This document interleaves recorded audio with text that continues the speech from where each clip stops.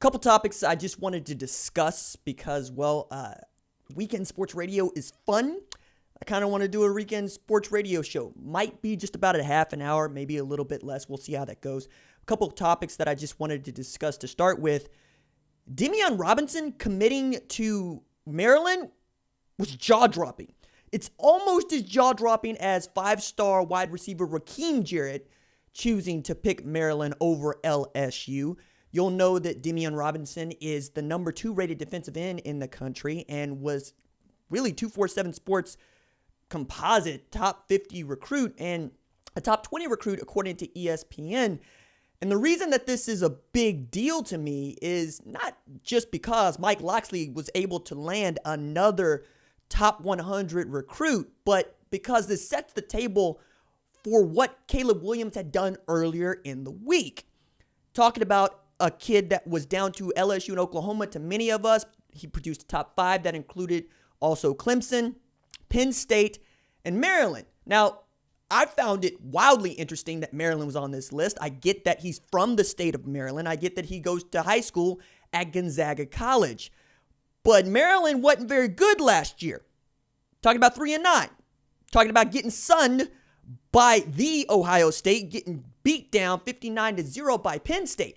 Why are you entertaining this place? Well, Mike Locksley's going, okay, first, I've already got a 5-star receiver here who's going to be in year 2 when you sign your national letter of intent. I also am going to get you a player that can help on defense. And we know what kind of talent comes out of the Maryland area, right? Not just saying Anthony McFarland was good, but Chase Young was better. And look at Damascus's own Brian Brzee, who left the state to go to Clemson, but he was considering Maryland for a little while. If you're Caleb Williams, does this do something for you? I'm sure that it does, but does it do enough? I'm not sure, especially in this day where we're in a dead period that is extended through April 15th at a minimum. It might be longer than that. There are no visits that are taking place. So to see some of these kiddos that are committing right here, right now to secure a spot is interesting, but also keeping kids in the boat all the way until the early signing period begins is not going to be an easy thing for anybody to do, right? Travion Henderson committed to Ohio State last night, making it the 15th commit in what could be the greatest recruiting class of the rankings era. Even so, Maryland says we'll raise you our own commitment. So should we be buying into what Mike Locksley is doing at Maryland? It's in the Big Ten, but it's also in a Big Ten that's not just ruled by Ohio State, but Michigan is right there. Penn State is right there. Minnesota emerged at a time when I didn't expect to see much of them. Iowa is decent. Michigan State is in a reboot phase with Mel Tucker as head coach, but they're going to bring in Scotty Hazelton as the defensive coordinator. And that's before we even begin to talk about what Greg Schiano might be able to do at Rutgers, as he is the most successful coach in the history of Rutgers football, which ain't saying a whole lot because I think they've made fewer than 10 bowl games in like 130 years of football. But if I'm really going to say that Caleb Williams has to entertain Maryland, it'd be because Mike Locksley is doing this. Rakeem Jarrett, Demian Robinson, I think you're going to have to add a few more around for Williams to feel comfortable there. But now we really have to consider Maryland.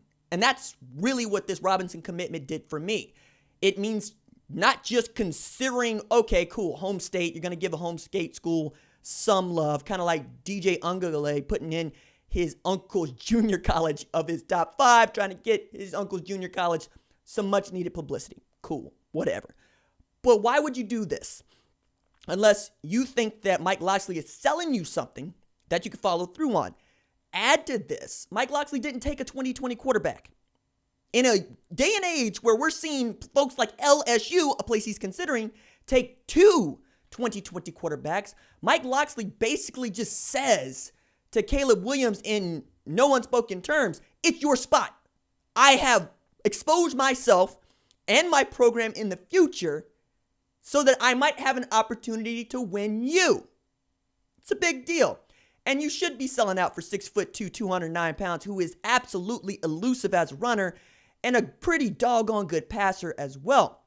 I mean, I got to talk with Joseph Wette before he ended up enrolling at Oklahoma, and he's a teammate of Caleb Williams at Gonzaga College, and he was saying, you don't understand, RJ.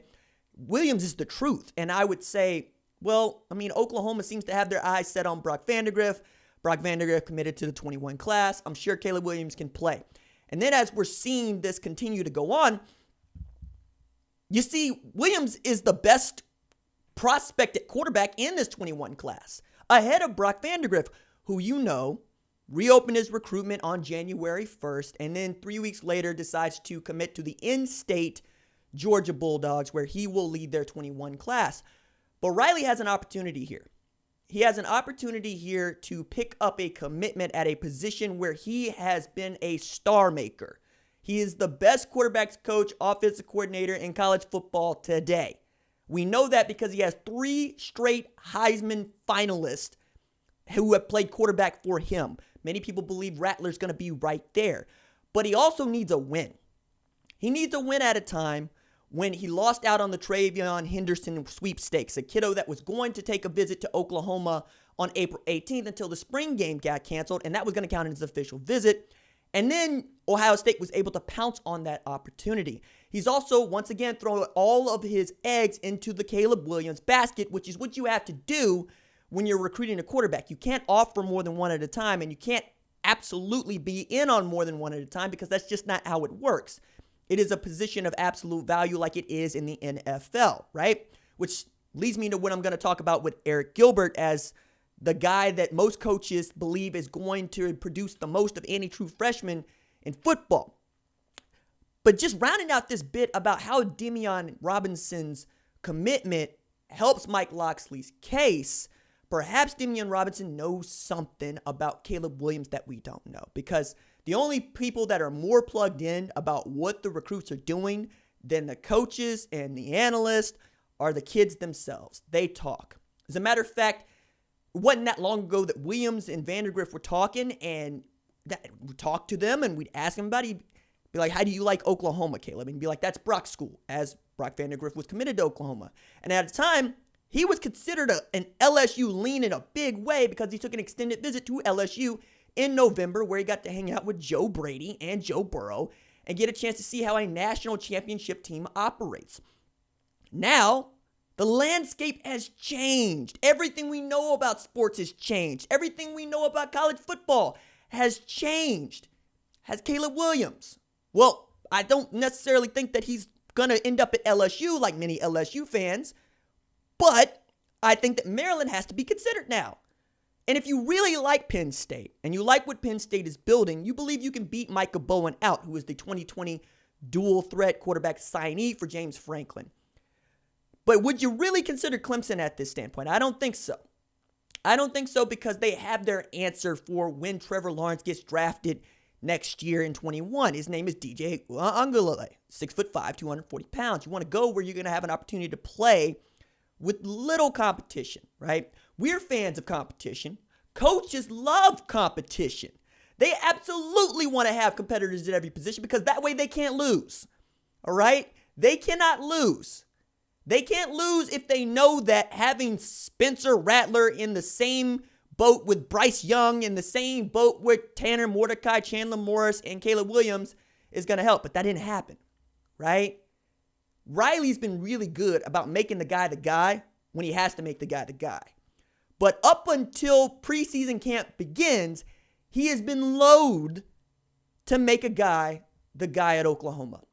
Because like any head coach, he wants his advantage. His advantage is being able to say, I'm not going to just give you a spot. You got to go out and earn it.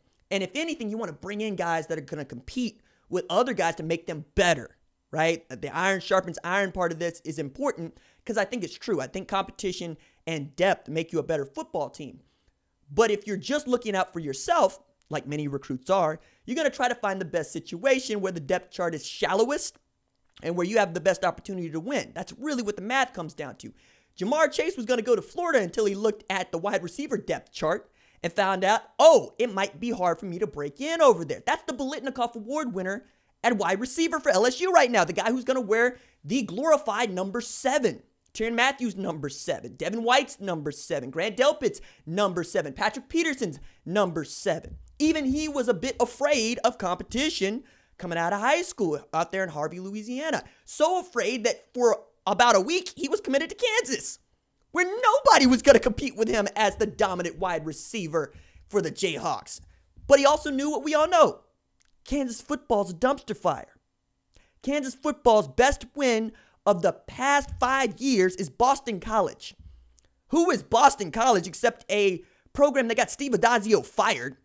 Andre Dillon's headed to the NFL, and Adazio's coaching the Rams out of Colorado State now. It's not a good look. He made the best decision for himself. He made the best decision for his people. And now we're talking about him possibly being the first wide receiver off the board next year, as he's probably going to come out after his junior season, right? I think all of that is important.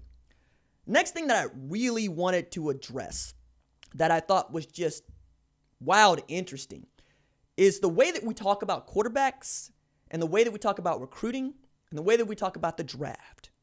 Because I'm looking at this really awesome survey that ESPN produced, where they surveyed 66 coaches. Some of them were head coaches, some of them were assistants, some of them were directors of player personnel across different conferences to find out what they thought about the 2020 true freshman class, for which we have some studs in it.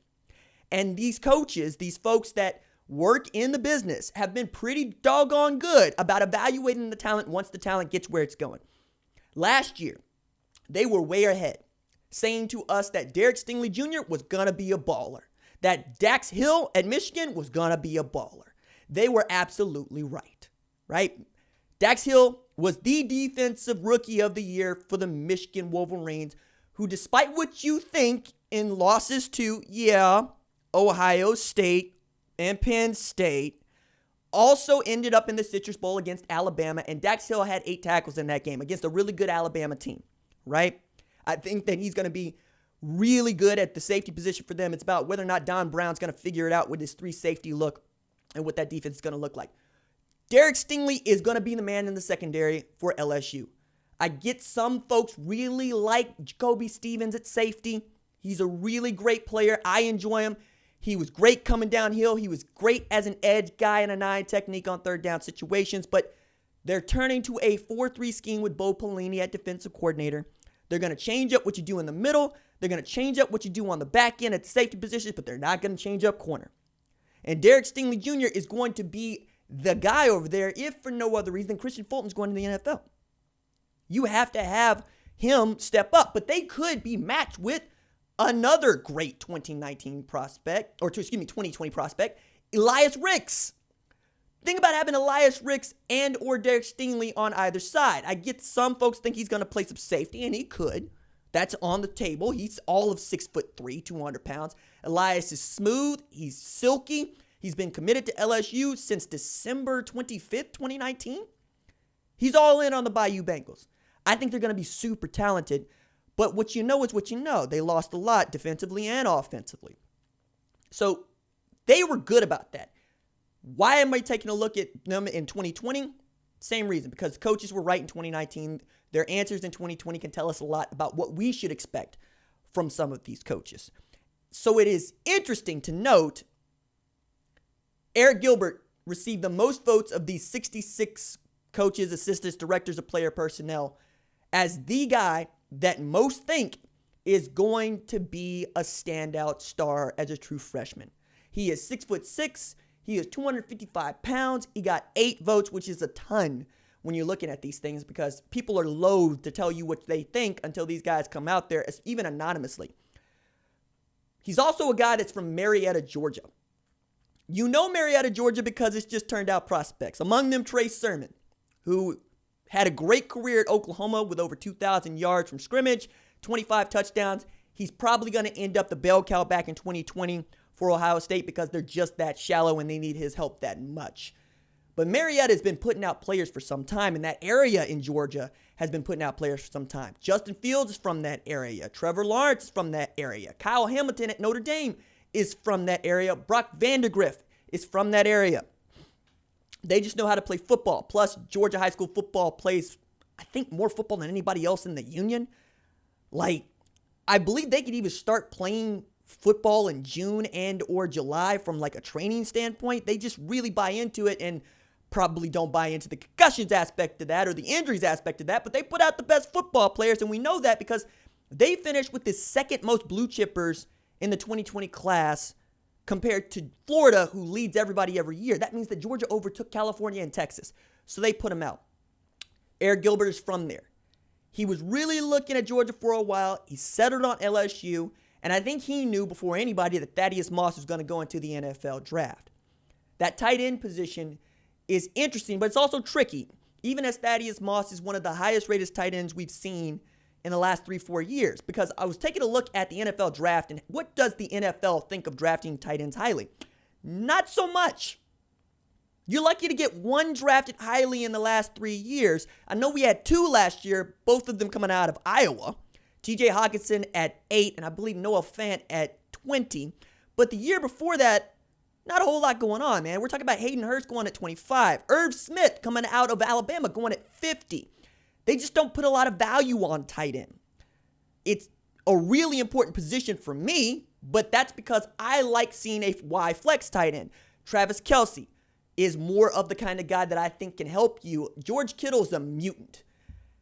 Think of Travis Kelce trying to block downfield. Think of Travis Kelce trying to block at the line of scrimmage. You can't, because that's not what he does. He's an overgrown wide receiver, which is what the position became, right? The position became a basketball player. The position became Antonio Gates, became Tony Gonzalez. Now, if you can find George Kittle, if you can find a unicorn that you can leave in to run block on 40, 50 run plays in a game, but also can outrun people, can catch passes in traffic, and can drag people down the sideline, sure, you're going to take that guy, but it wasn't a first-round draft pick. George Kittle was a guy that they evaluated and they lucked into. The fact that many of these coaches believe that Arik Gilbert is already this far ahead of the 2020 class should tell you something about, one, how good he is, but two, how they expect him to be used in that LSU offense. Because I think the reason that you pick LSU over Georgia is quite simple. Check how many passes a Georgia tight end catches. It's probably the only place that uses tight end less than my alma mater, the University of Tulsa. You know, like you see a tight end over there and you're going, so you're bringing in a 6th offensive lineman? Because that guy's not a catch or threat to catch the ball. I think Arik Gilbert has an opportunity to break out, but it's also going to depend on how good that offensive line is. They lose a lot, including Sadiq Charles. And how good Miles Brennan is. Because we're putting a lot on Miles Brennan's shoulders right now as the smoke coming out of LSU shows absolute smoke signal signs of Miles Brennan being the guy, and he's obviously waited his turn. He was on the roster before Joe Burrow even got there. But is he going to be good enough to get Arik Gilbert the ball? Or more to the point, is Arik Gilbert going to be good enough to catch the ball when folks are draped all over him? Now, I think he's going to be helped tremendously by Terrace Marshall on one side and Jamar Chase on the other. And even using a guy like Clyde Edwards-Helaire, who's an absolute team guy and was outstanding as both a rusher and passer out of the backfield, you're going to need some help from Chris Curry. You're going to need some help from John Emery. You're going to need some help from Ty Davis-Price. I think he's going to be as good as Jamar Chase or Terrace Marshall is, which is really going to tell you a lot about how Arik Gilbert gets used. But the idea that he is rated more highly than Bryce Young among these coaches, right? That he's rated just a spot higher at number 2 than Brian Brzee, who's playing defensive tackle by these coaches, should tell you a lot about what they expect him to be. Brzee, I've mentioned repeatedly over and over, like many others, because it's really hard to overlook a guy that finished as the highest rated player, not a quarterback, in 2020.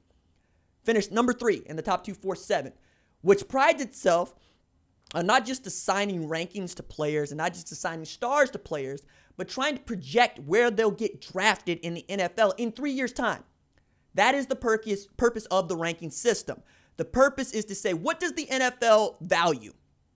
Because that's the goal for many college football players, is to get to the NFL. Okay, do they value wide receivers more than quarterbacks? Absolutely not. They value quarterbacks above all else, which is why you would see people say Julian Fleming is probably the best athlete in the 2020 class, but he's not the best player. He doesn't have the most positional value. You're not going to draft a wide receiver number 1 overall because that's a dependent position. You need a quarterback to get the ball to him. And you could have mediocre play at quarterback, sure, but you'd rather have superior play at quarterback, you can win a Super Bowl with Trent Dilfer. You can make the Super Bowl with Jimmy Garoppolo. But you need Aaron Rodgers to win it, right? You need Tom Brady to win it. Trent Dilfer had an outstanding defense to play with. And you need defense to get the Super Bowl. That's not to say or to downplay defense. It is to say if you're down 4 with 37 seconds to go, you don't want to put the ball in Jimmy Garoppolo's hands. Okay?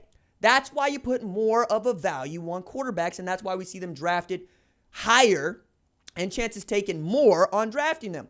Nobody in their right minds would have told you that Dwayne Haskins or Daniel Jones are first-round draft picks based on how they played in college, except perhaps Ohio State fans and Duke fans who love their guys, and I get that. I love my guys as well. But the players that we all wanted to see taken, we put a lot more value on because they're better players. Josh Allen last year, the end, not the quarterback, was a better player than Daniel Jones, but the Giants could get both, so they did.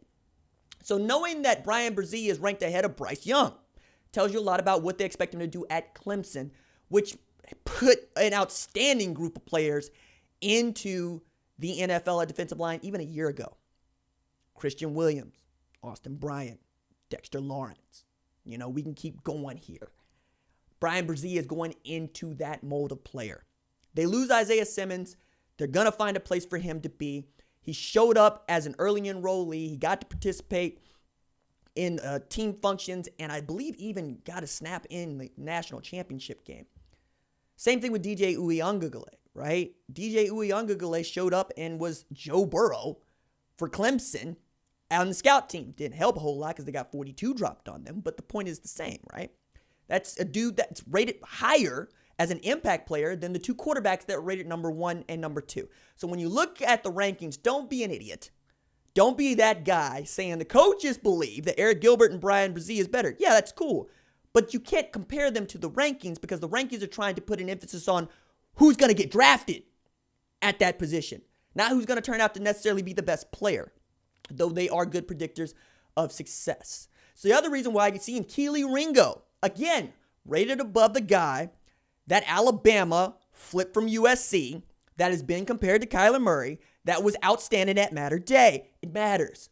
Why is Kelee Ringo rated lower than Arik Gilbert, though? Because that's interesting to me because I put more value on safeties, defensive backs, corners than I do tight ends. It's much more difficult to play safety or cornerback or slot corner than it is to play tight end. Defense is much more difficult to play than offense. That's not a take. That's just how reality works with football. Kelee Ringo was erasing Arik Gilbert in the Under Armour All-America game. He was erasing him. That was taking him away. And when you see that guy, in the All-America Bowl, when you see that guy going head up against players, Arik Gilbert, and you see who's matching up with him, and you see that big, strong, strapping kid from Saguaro in Arizona is able to deny him passes, you got to rate that guy higher. So I'm going to say, based on the votes, I think this is a bit of a miss, even as I value what the coaches are saying, and I believe them. If I'm wrong, I'm wrong, right? If I'm wrong, I'm the guy on the radio, on YouTube saying, hey, I like Kelee Ringo better than Arik Gilbert. Fine. But I'm also willing to bet on a defensive player a bit more than I'm willing to bet on a tight end because I got more opportunities to miss with him. I can put Kelee Ringo at safety. I can put Kelee Ringo at corner. I can put him at slot corner. And he's going to be in a Kirby Smart defense. And I trust a Kirby Smart, Dan Lanning defense more than I trust a Steve Ensminger, Scott Linehan offense. I trust Kirby Smart to put Kelee Ringo in the right positions to succeed because he's done it for 12, 13 years now. Look at the number of defensive backs that have played for Kirby Smart. Look at where they get drafted. Look at who he puts into the NFL. Think about J.R. Reed showing up to Georgia unannounced as a walk-on wide receiver. They said, you want to play some safety? He said, sir, I just want to play. And Kirby Smart not only turns him into a starting free safety, turns him into a captain and a finalist for the Paycom Jim Thorpe Award as the best defensive back in the country. Hello. Kelee Ringo has way more talent than J.R. Reed. Probably has more talent than Richard LeCounte. We're being real about it. More talent than Eric Stokes. He has an opportunity to be really special at Georgia, and I think he made a really good decision. But even as I rate Kelee Ringo higher than I rate Arik Gilbert, we both, me and the coaches, rate Kelee Ringo higher than we rate Bryce Young or DJ Uiagalelei. Those things are important. Those things are interesting. I really, really love that, okay? There's a couple of other topics that I wanted to discuss in here, and I want to pivot really quick, but I want to take a better look at these players that we were talking about. So I'm just going to pull up the tab. Because Paris Johnson got 4 votes, Noah Sewell got 4, Justin Flowe got 4, Kelee got 3, Bryce Young got 3, Uiagalelei got 2, and A.J. Henning, wide receiver, Michigan, he got 2. Jordan Burch, I think, man, seeing Jordan Burch get as many votes as Desmond Evans ought to tell you a lot about what they expect him to do at South Carolina. Because as soon as Javon Kinlaw leaves, you got to believe that Jordan Burch is thinking, okay, that could be me. But his recruiting also was wildly interesting because he didn't sign on early signing day, even as he committed to South Carolina. Strung it all the way out past signing day, 2 days past. Will Muschamp shows up to his signing day with players and his kid, only to see him say thank you for everybody that showed up and not actually announce where he's going or sign a national letter of intent. I think his mom and he were having just a little too much fun with that thing. But Desmond Evans is at North Carolina. In what world do we expect to see a South Carolina SEC defensive tackle rated the same as a defensive end headed to North Carolina? Which also should just highlight what Jay Bateman and Mac Brown have been doing for the last couple of years. They already have a top 5 class in the 247 sports composite rankings. That's phenomenal. I don't care that they won't stick. I care that we're talking about North Carolina's top 5 recruiting class, which is not a thing that happens. It's not a thing that happens. We're talking about Desmond Evans could be a change agent along with Sam Howell, who many believe, and like we were right to say last year, is going to be one of the better quarterbacks in college football. It's really interesting stuff. Okay. I'm going to take a few questions from the live chat here, and then I'm going to wrap it up because I didn't want to do more than half an hour. And look, we're already up to 27 minutes. Sports Talk Radio, man. I love it. I love doing this stuff. It's fun. Let me go all the way back up to the chat. Shout out to my man Corey Karhoff, who is just an animal on this channel and a member of this channel. If you value this channel, now is a good time for you to be a member it's getting kind of dicey out here, man. But I value all of the members. All the folks that have badges next to their names, they've decided to support this channel with as little as $1 a month. Maybe a little bit more if you're so inclined. Marcel Brooks, we'll see how he changes up. All right. My issue with Marcel Brooks isn't necessarily that he isn't a bad player. He's a great player. I think he's good. My issue with Marcel Brooks is that he's having to learn an entirely new position. We didn't know if he was going to play safety, outside linebacker, stand-up edge in a 3-4 scheme. Now, he's going to have to play for real, Will or Sam, for Bo Pelini. It's not that he can't. It's that it's an entirely different learning curve, and he's one of those guys that is going to be at a tremendous disadvantage because he doesn't have spring football. Marcel Brooks, I believe, is going to be one of the casualties of this spring football period. So much he's going to have to learn, so much he doesn't know how to do, so much that he needs to be on the field with his teammates to learn. Making a transition from a stand-up outside linebacker or even a box safety to a Will or a Sam, it's not easy. And you're going to do it with a bunch of new starters. Jacob Phillips, Patrick Queen, the 2 guys in the middle last year, are gone. You have to be willing to make some mistakes, go 100 miles an hour making them, and get chewed all the way out by Bo Pelini and them while you're learning this thing. Now is the year for which, if you are going to pick teams with lots of returning production and coaching staffs that have the same core group of guys together. Places like LSU, like Texas, I'm going to be out on them in September, man. You've changed up your coordinators. you got a problem right now. You change up your scheme dramatically, you got a problem right now. You have a bunch of new guys that have to learn how to play football together, you have a problem right now. Marcel Brooks is in that group of kiddos.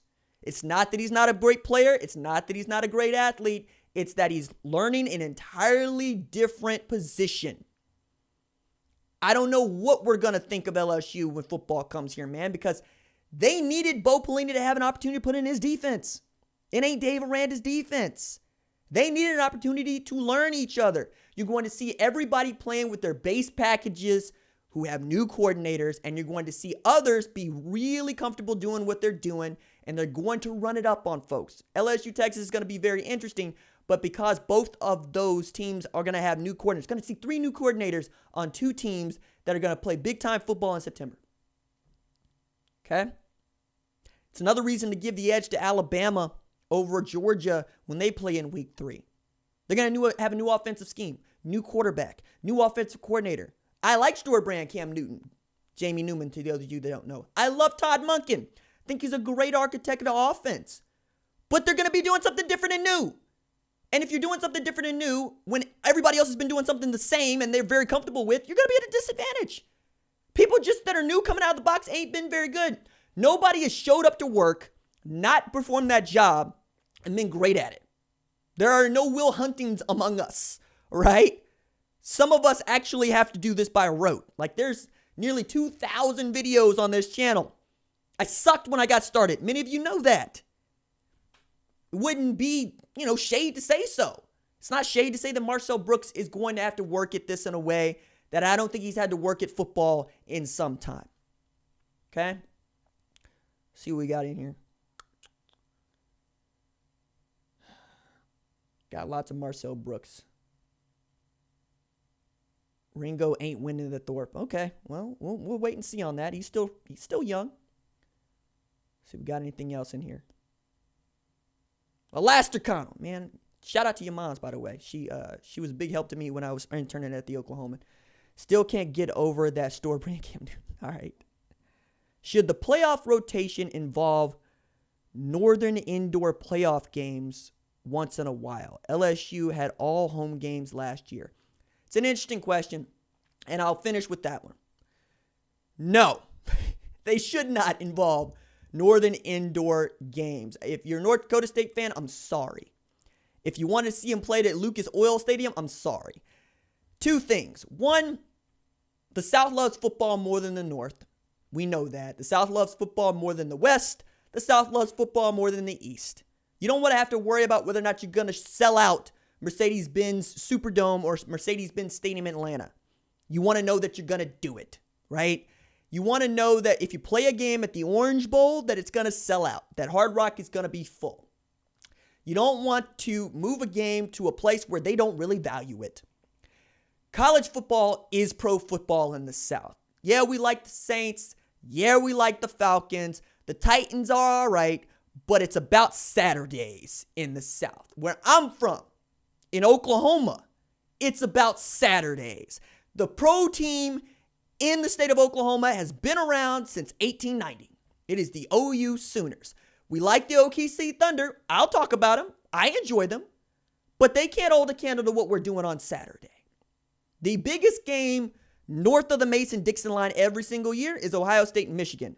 There's 5 games in the South that are as big and bigger. OU Texas, Alabama Georgia when they play each other, Alabama Tennessee, the world's largest cocktail party, Florida versus Georgia. LSU and A&M is becoming a thing. Think about that. Think about the Egg Bowl and what a big deal that is to us. How we look forward to it every single year. Can't say that about many football games that are going on above the Mason-Dixon line. When OU Nebraska gets played in 21, oh my goodness, it might break records because Nebraska shows up regardless of whether or not the team's any good. They will sell out that stadium because they have a pro team, and it is the Cornhuskers football team. No, you shouldn't have these big-time college football games north of the Mason-Dixon. You shouldn't have these big-time college football games, but anywhere in the South, in the Southwest where they absolutely matter, where they are the thing. Not something to compete with the NFL, not something to compete with college basketball, not something to compete with the NBA, but for college football fans. I love that. All right. I think this is a good place to leave it.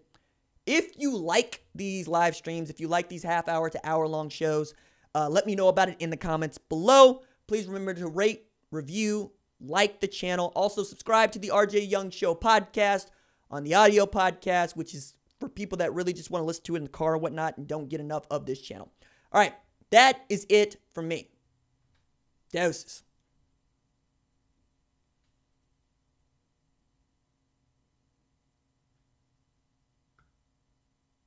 Like these live streams, if you like these half-hour to hour-long shows, let me know about it in the comments below. Please remember to rate, review, like the channel. Also, subscribe to the RJ Young Show podcast on the audio podcast.